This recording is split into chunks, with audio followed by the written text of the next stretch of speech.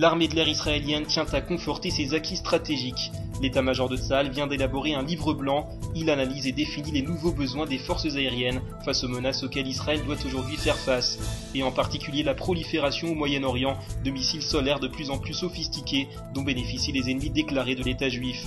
En premier lieu la Syrie, le Hezbollah mais aussi le Hamas et les groupes djihadistes du Sinaï.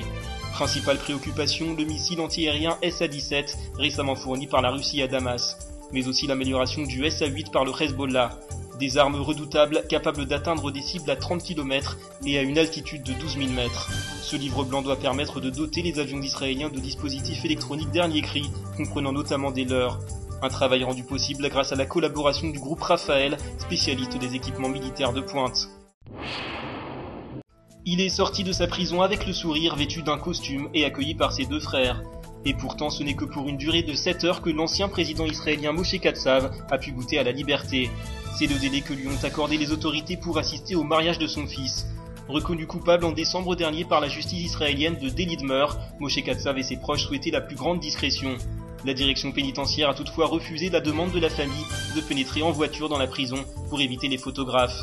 En avril, le bureau du procureur d'État avait rejeté une ultime demande de l'ancien chef de l'État pour une nouvelle audience devant la Cour suprême.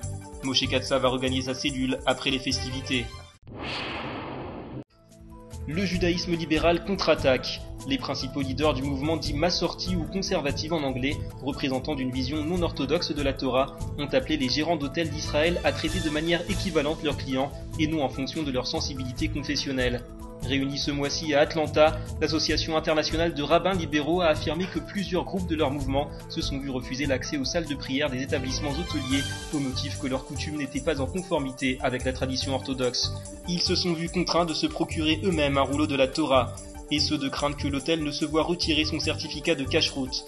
Mais pour les réformateurs, les hôtels devraient soutenir leur mouvement qui participe grandement selon eux au bien du pays. Pas sûr que cela soit du goût de la clientèle orthodoxe, soucieuse de préserver la pratique du judaïsme suivant les règles de l'art. La paternité des couples homosexuels en question.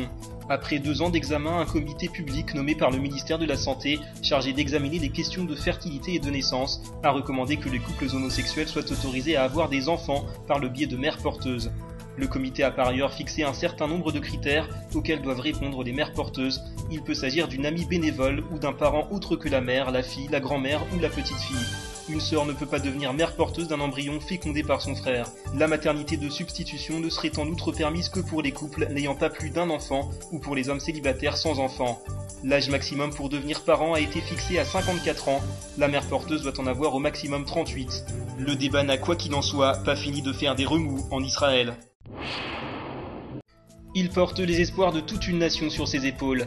Le grand maître international d'échecs israélien Boris Gelfand n'a jamais été aussi près de son premier titre de champion du monde. Dimanche, il a battu le champion en titre, l'Indien Viswanathan Anand, lors de leur 7e confrontation. Boris Gelfand mène désormais 4-3 dans cette finale, disputée au meilleur des 12 matchs. Il ne manque que 3 succès à l'Israélien pour devenir le 16e champion du monde incontesté de jeu d'échecs depuis 1886. Lors des Olympiades de 2010, Gelfand avait déjà donné une médaille de bronze à Israël. Il a également remporté la Coupe du monde d'échecs en 2009, alors qu'il n'était qu'un outsider. Cette fois, il s'agit de l'un des titres les plus convoités de la planète échec, avec à la clé une prime d'1 500 000 $.